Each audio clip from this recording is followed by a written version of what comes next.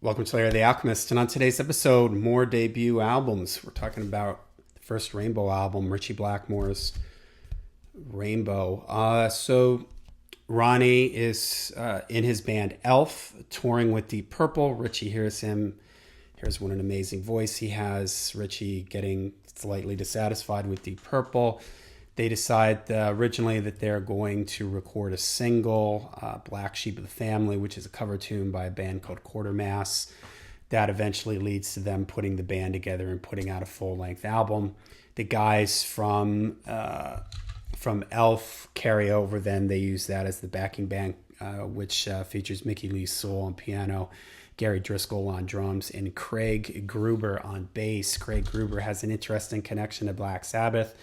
When Ronnie joined Black Sabbath for Heaven and Hell, Geezer wasn't really there. He was dealing with personal issues, so they brought Craig in to play bass. He claims that he played bass on the Heaven and Hell album and was involved in some of the writing on that record. Geezer says he came back and played all the bass parts, so who knows what the truth is. And this album, this is a great, great album. I love this record. There are some things on this record, though, that stand out for me.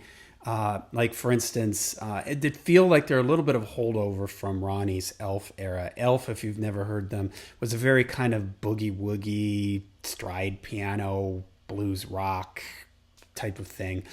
And so stuff like If You Don't Like Rock and Roll, my least favorite song on here, that sounds like it's just something straight out of what Ronnie was doing with Elf. And although I think Black Sheep of the Family is pretty catchy and everything, I wish they had just released it as a single and maybe had done something else to put on the record. Because as it stands, you get a lot of really cool stuff on here.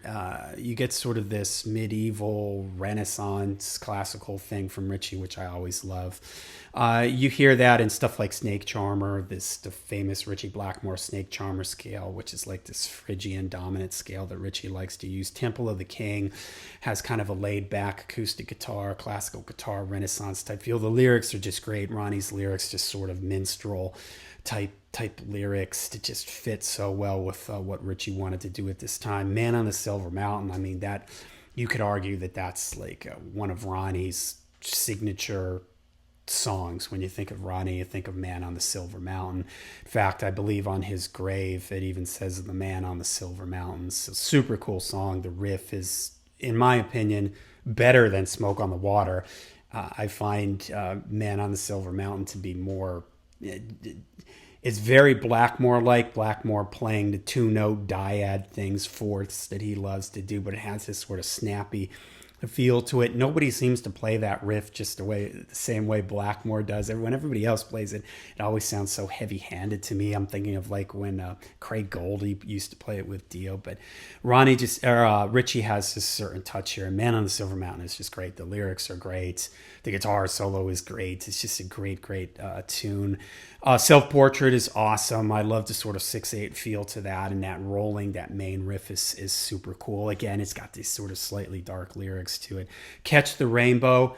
I like that song. I think it sometimes I'm not in the mood for it. It can be a little draggy, it's slightly boring, but I think Ronnie's delivery on it is great. I think I like the live version of it better that you hear on stage because there's a little bit more dynamics. Like everything gets quiet. All of a sudden, Ritchie goes into this great solo and he extends his solo on the live version. So here on the studio one, it's maybe not quite as exciting, but I still like it. I mentioned Snake Charmer already, another one with this cool feel. Love the lyrics and Blackmore's, the scales and everything that Blackmore uses. 16th Century Greensleeves, here again, more this sort of lyrical man. I mean, Ronnie just really comfortable in this. Ritchie loving this kind of stuff too.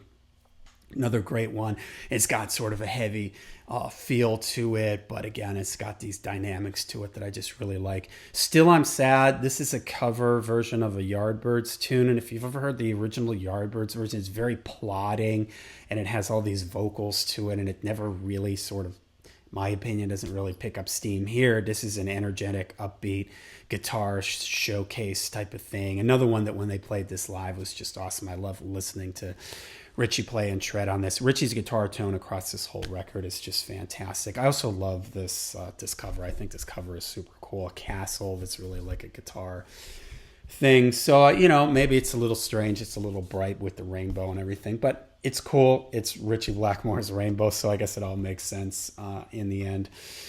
So I like this record. I mean, is it as good as Rising or Long Live Rock and Roll? No. If I had to rank the three Blackmore era Rainbow records, this would be my least favorite, and it's really probably because of if you don't like rock and roll. And the production too, the band isn't quite as heavy hitting as like when Cozy Powell joins the band, and it's just obvious that the guys from Elf, they just weren't hard rock enough for, I think, what they were trying to do with Rainbow. So all right, there you go. Let me know what you think of Ritchie Blackmore's Rainbow. Everybody, if you've watched my channel, you know Ritchie Blackmore is like my top guitar player, so this is an album that I return to quite frequently. So, but let me know what you think of the debut Rainbow album. Let me know down below. Till we see you again, make sure you rock hard, ride free.